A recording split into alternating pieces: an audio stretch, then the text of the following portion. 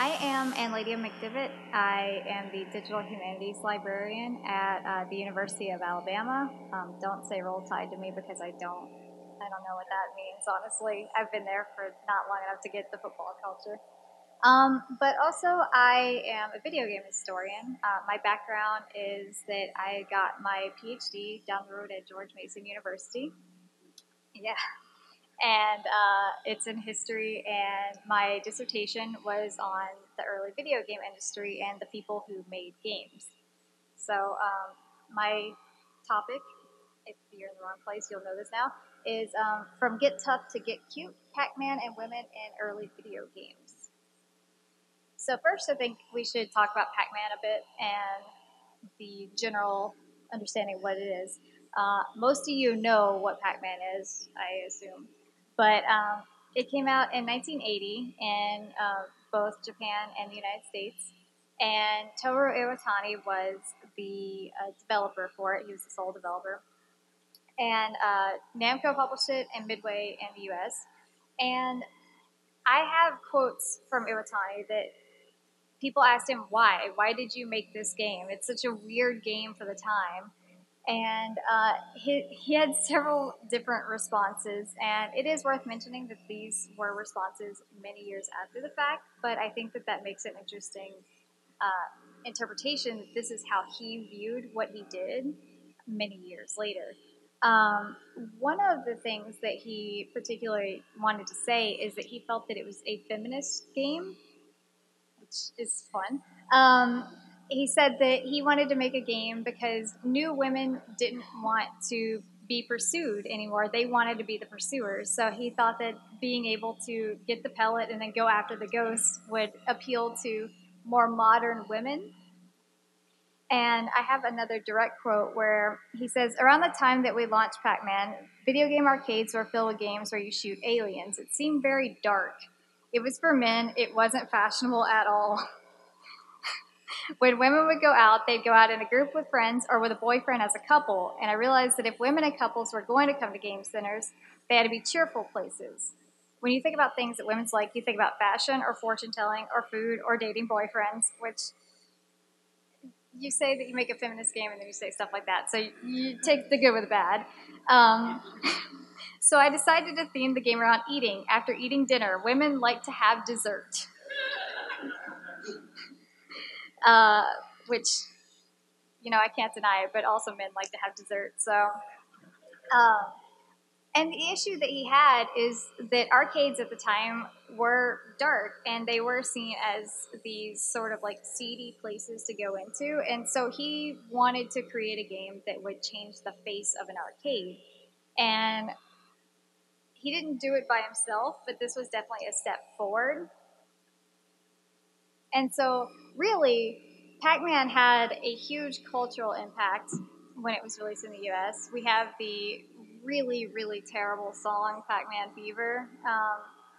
I'm sorry if you actually like it, but it's terrible. And then the cartoon that came out in the 80s is also strange. I was doing a test run with this with my brother, and he's like, are they grilling the pellets? Are they having a cookout with the pellets? Yes, that is exactly what is happening there. So it was a cultural phenomenon in the U.S., and it became a thing that people knew what it was, and it was huge. And so this is my question. Why does that matter? And ultimately, there were 3 items that I came up with that I say, this is why it matters. It launched a new genre. More women became involved in the development of games, the design of games.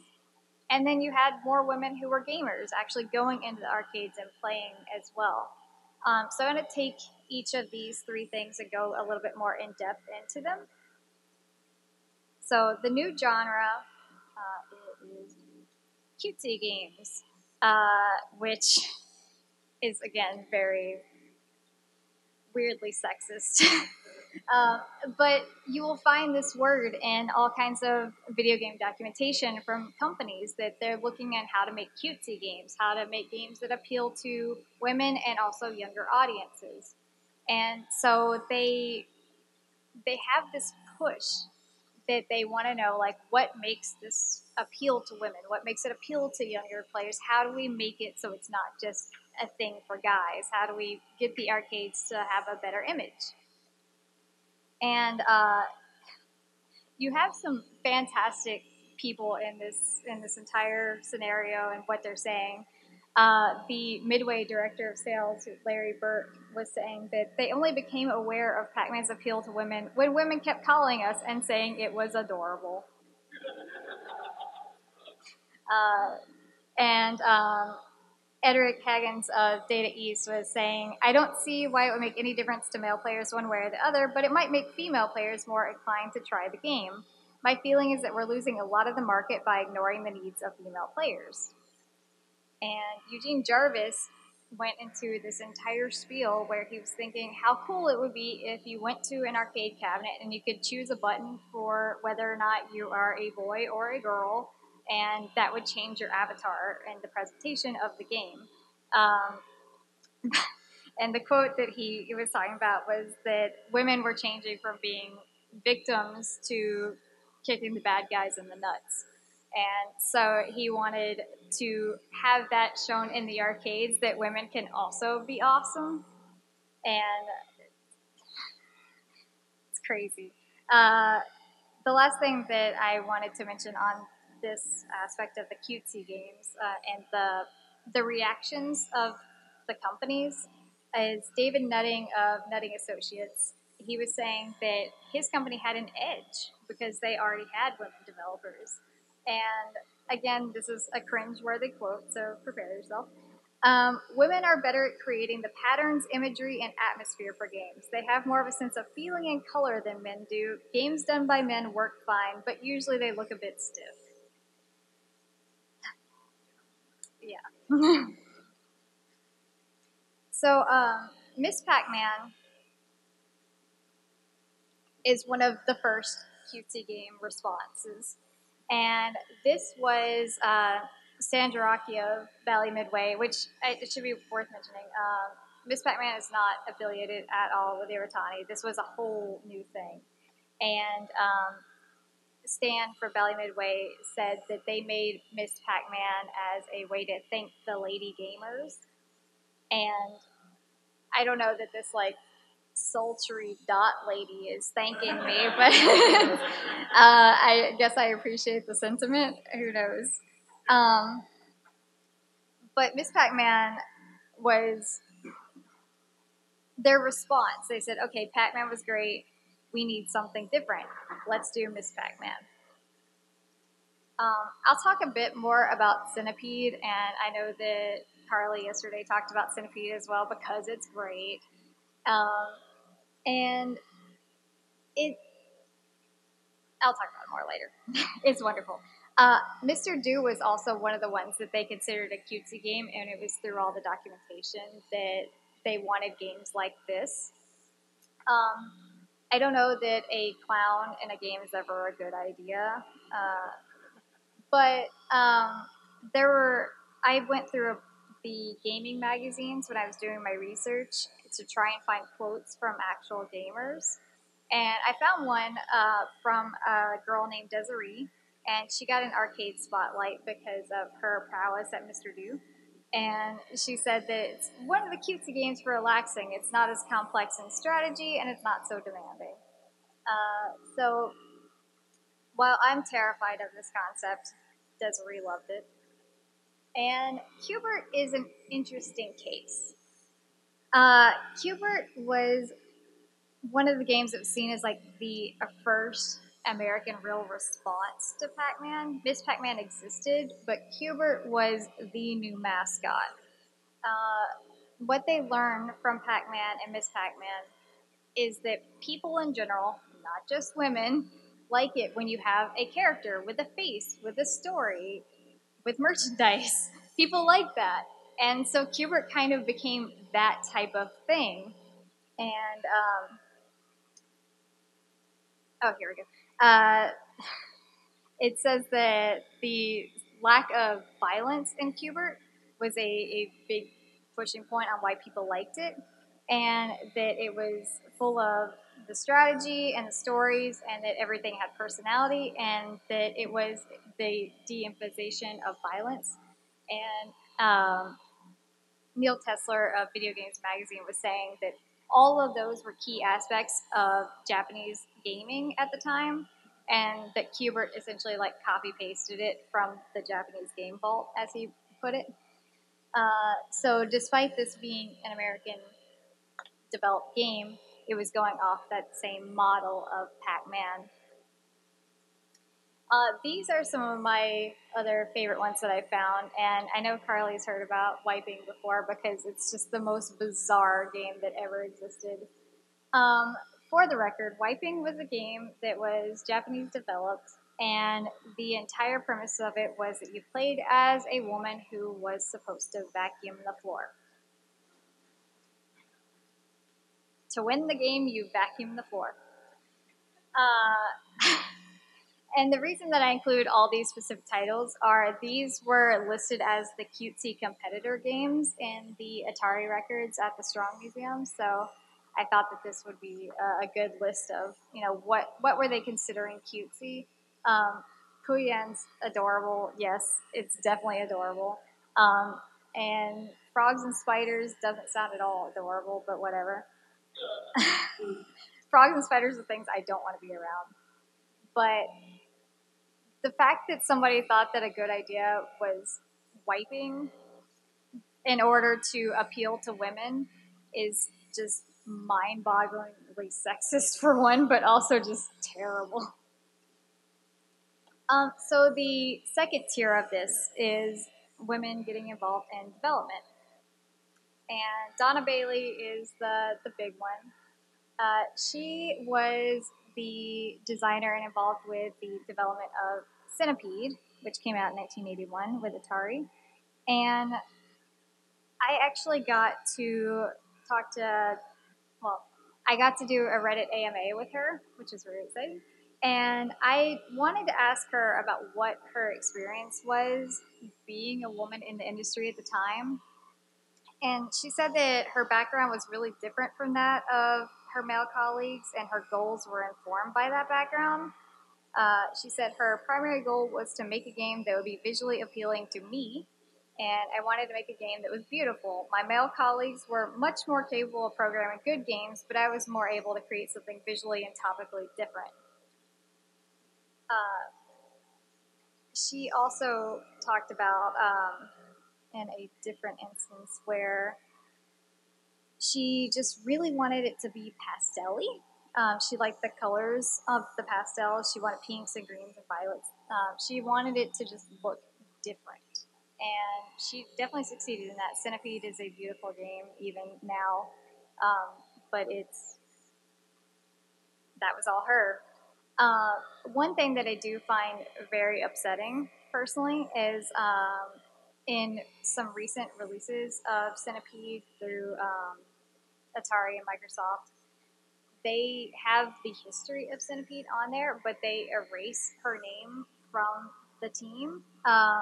Any of the official ones that I found just say that there was a young video game programmer who was credited with bringing a gentler touch to the world of video games with the Enchanted Mushroom Patch. So she doesn't get her name listed. Edlog does. Who's surprised? Not me. Another one that I wanted to highlight is Janice Hendricks. And I won't read the quote to you, but it's there and it's great.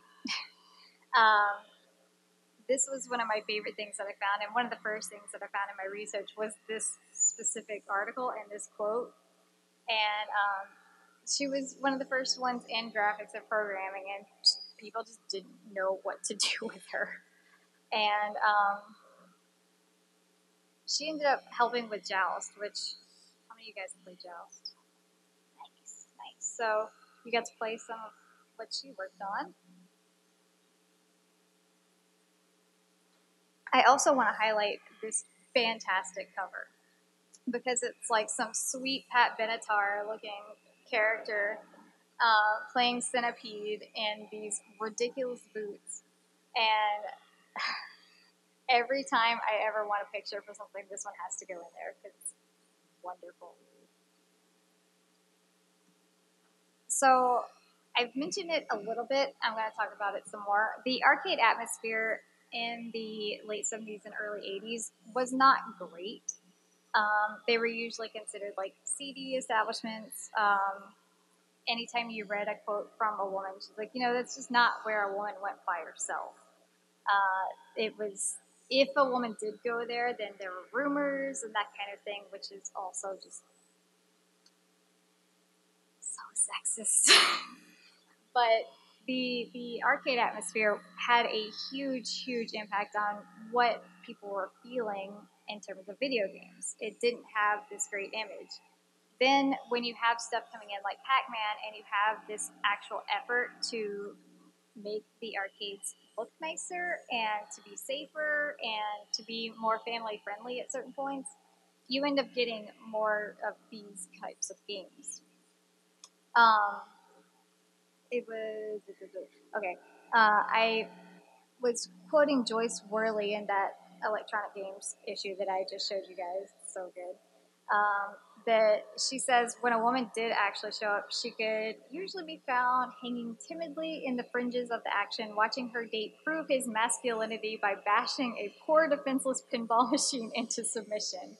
They rarely actually played the machines, and so didn't perform very well on those infrequent occasions when they did stick a coin in the slot.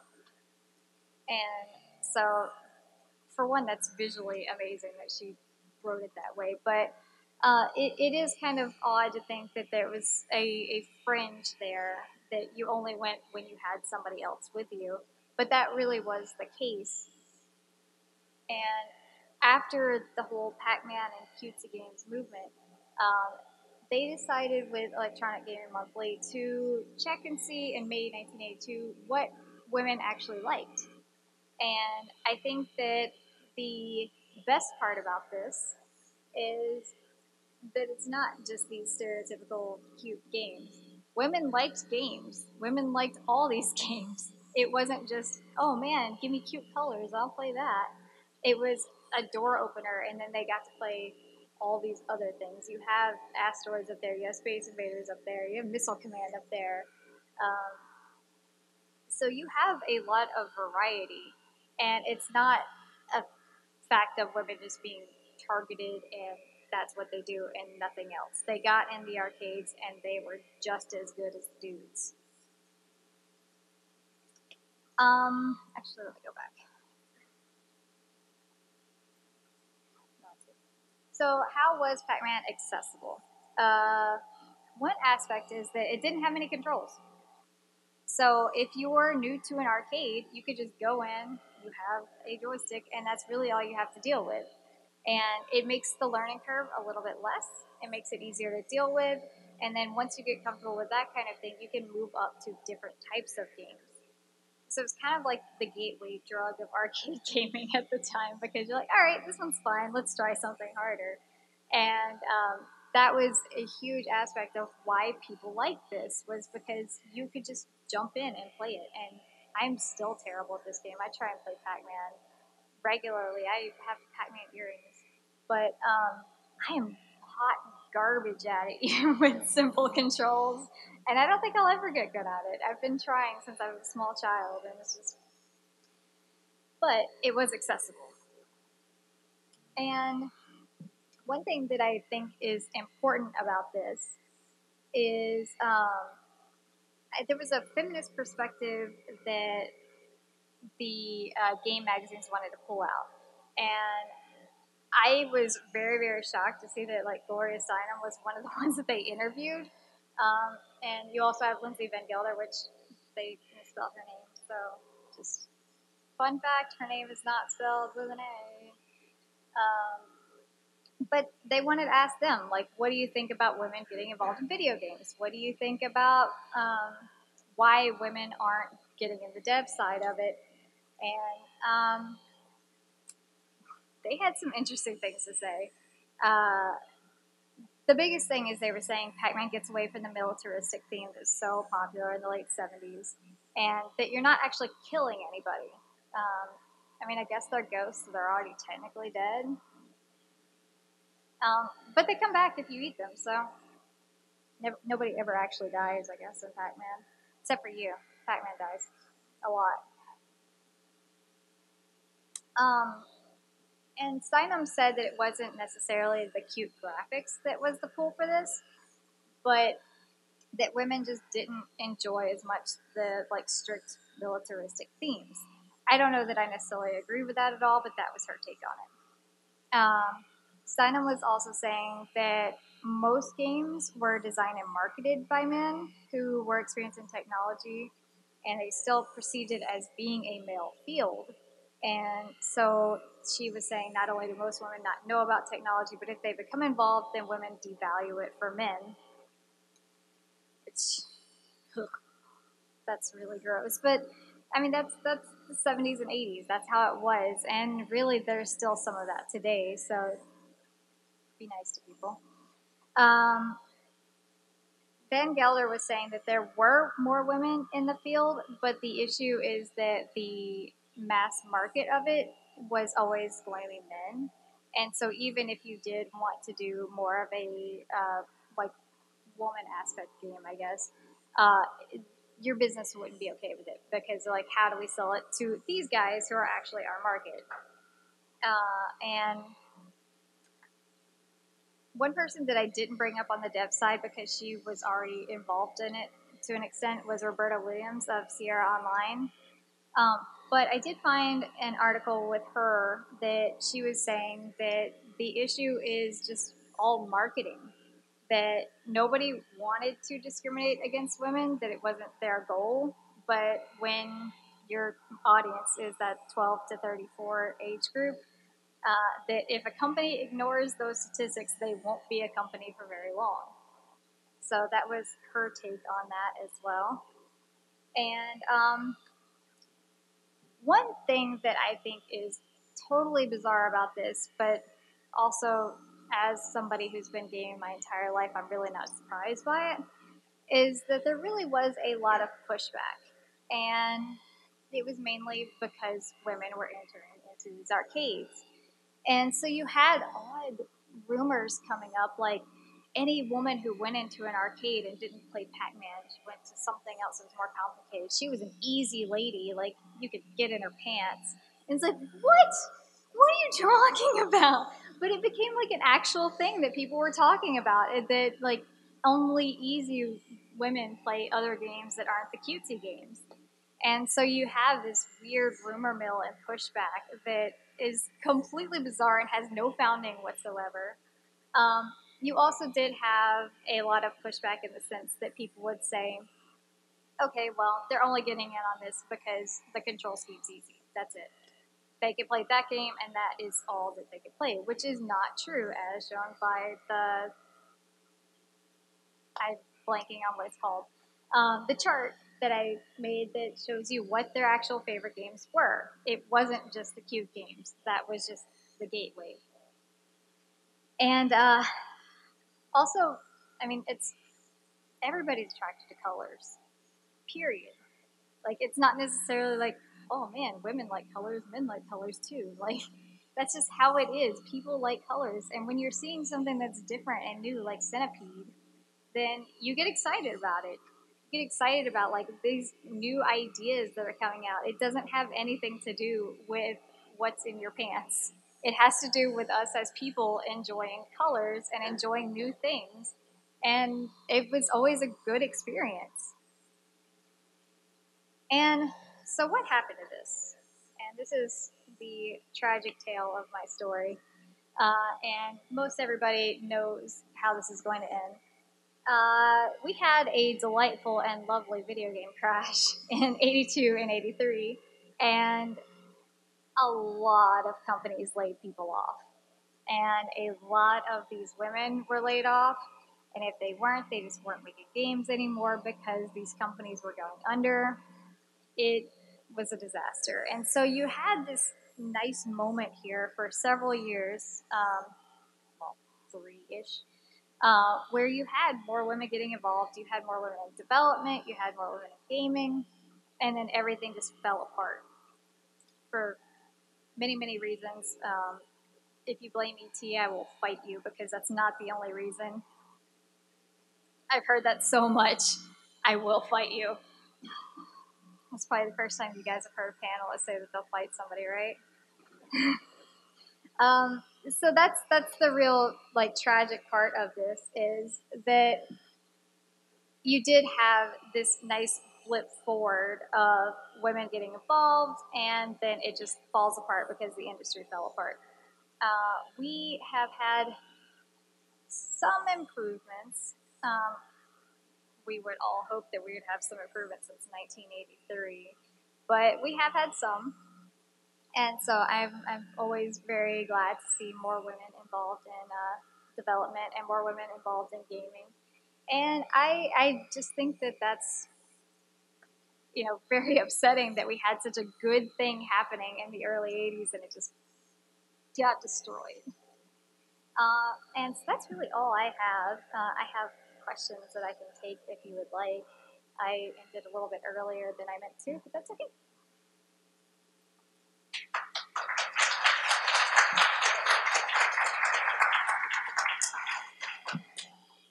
Yeah.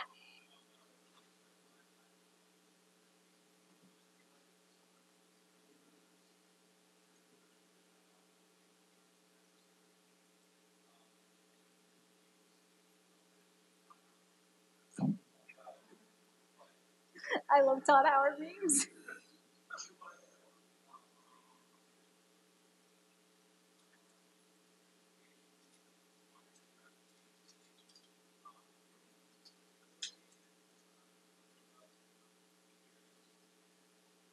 Okay, so you're asking if the games themselves, if there's any kind of push for like alternate perspectives, basically. Not in AAA games that I've seen as much. I can't say that for absolute certain, but I've seen it a lot more on the indie scene. I'm trying to think of like Gone Home is one that I'm thinking of specifically that had a very alternate take on it, and it was a beautiful game. It was absolutely wonderful, but it also had pushback, which is crazy. Like you get that every single time, but I haven't seen a whole lot on the AAA side, and I'm hoping that eventually we will get that. There's been improvements, but not like blatantly.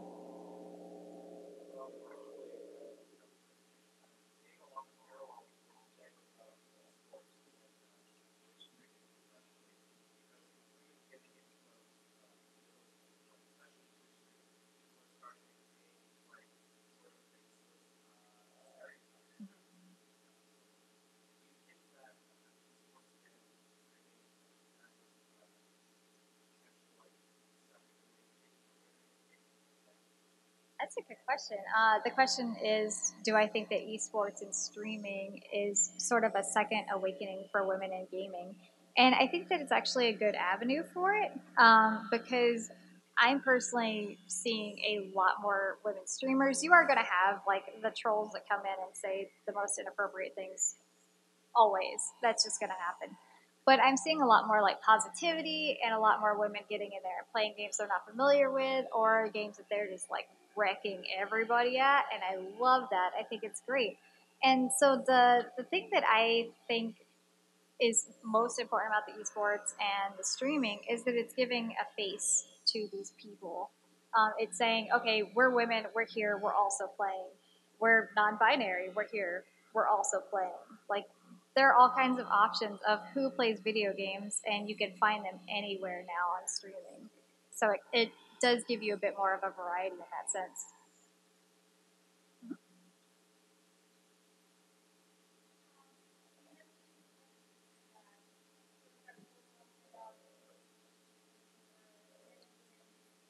Eugene Jarvis.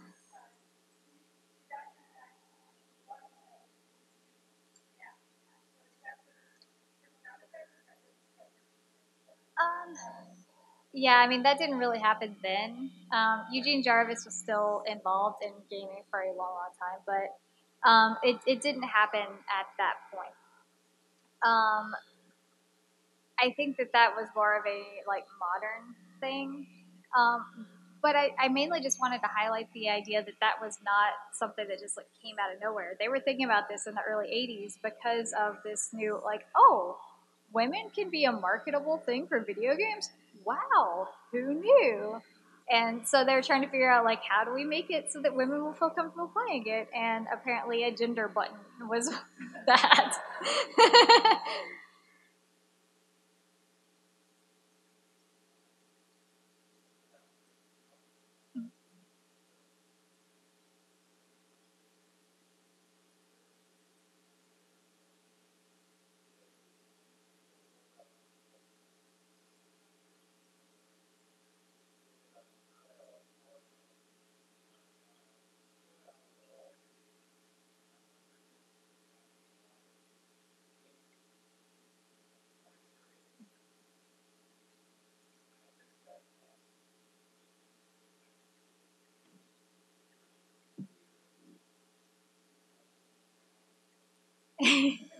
No, I mean, it's an interesting question because, yeah, the question is asking about how the NES was marketing more as a toy, and now we've shifted back to marketing video games in the electronics department. Like, is that the divide there? Um, that's a question that I honestly don't know the answer to. I have an entire chapter written about Nintendo doing the whole, like, this is a toy. This is a toy. This is how we do this. It comes with a robot. This is fun. And it worked at the time. And the now it is very heavily in the electronics department. And I know that that's a very intimidating department for a lot of people. My mom will not go in an electronics department without, like, either myself or my brother, even though she can buy me, like, the most ridiculous, obscure. Like, my mom bought me Katamari for Christmas, but she won't go into that store unless somebody's with her because she doesn't feel comfortable. And that's coming from a lady that my parents both met in an arcade. That's how they started dating. Was they met in an arcade. So she's one of those women who was going in and playing. She loved Pac-Man, but she's just no longer comfortable with the whole atmosphere of it. So hopefully that answers that. Like I said, I don't have the best answer for it, but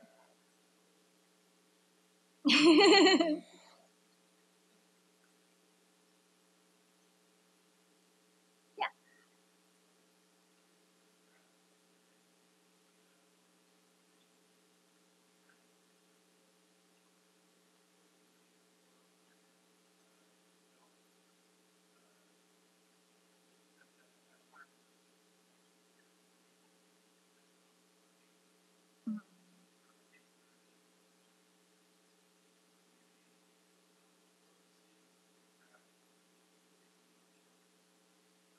Um,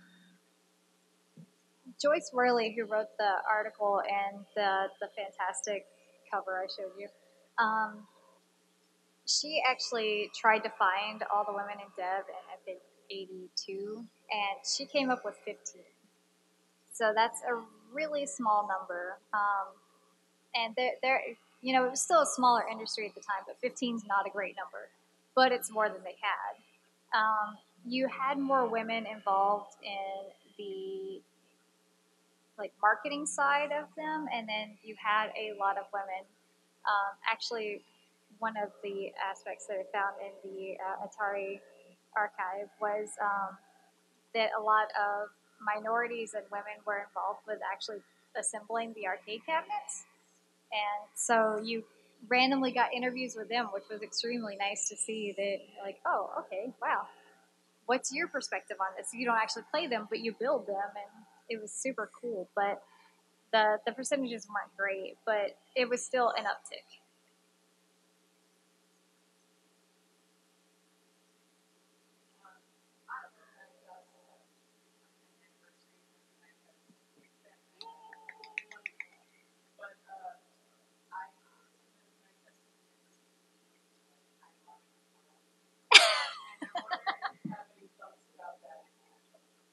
Oh my god.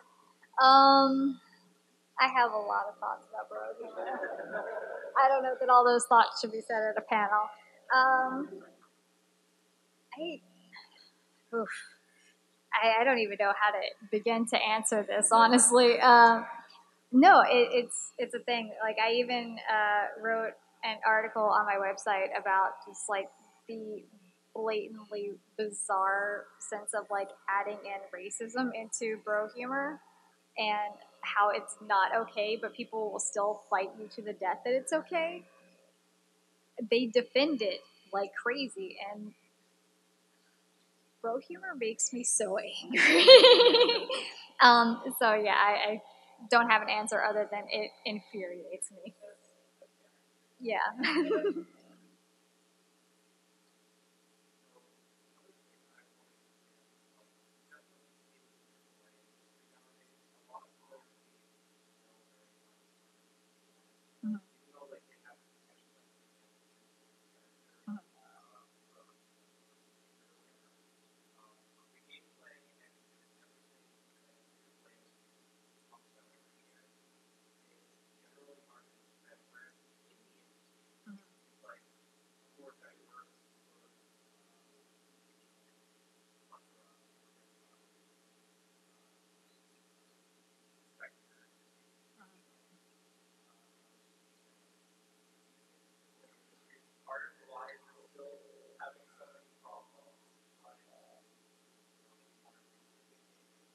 Yeah, as I was mentioning, the question is, do I think that the AAA industry is contributing to the issues that we're still having in terms of like inclusion? And the quick and dirty answer to that is yes.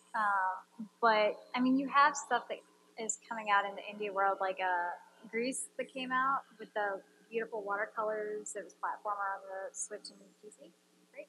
Somebody correct me if I'm wrong. That game was phenomenal, and I feel like if somebody saw it and were like hyper masculine, they would say, "Oh God, it's pink. I can't play this."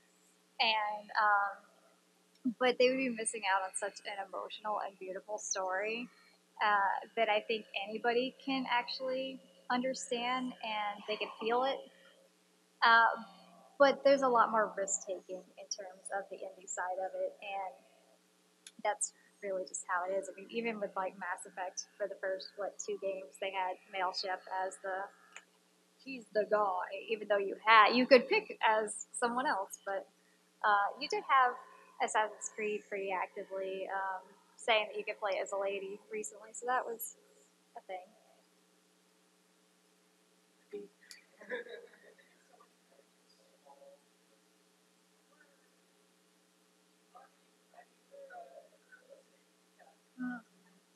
Yeah, you don't get to give me like the eraser off of a pencil, but not give me the rest of the pencil, and be like, "Yeah, I gave you a whole pencil. Isn't it great? I listened to you. You wanted an eraser." I'm like, "No, I wanted the whole damn pencil." But thanks anyway. You gave me the crumb that it can't even write with. Thanks. So I mean, there are some improvements, but overall, yeah, it could definitely be better. Buy more indie games. Yes, I'm about that life.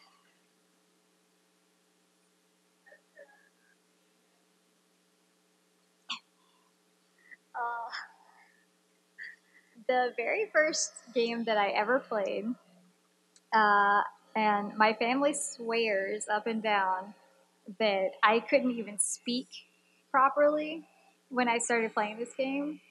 But Mickey Mouse Capade on the NES was my jam. And I was so good at it. And now I'm going back and I can't even get past the first level anymore. I'm like, what is this? But yeah, that was my first game. But then after that, I ended up getting into like Dragon Warrior and Zelda. And Zelda's really been the one that stuck with me for the rest of my life. Yes, everybody, fists up for Zelda.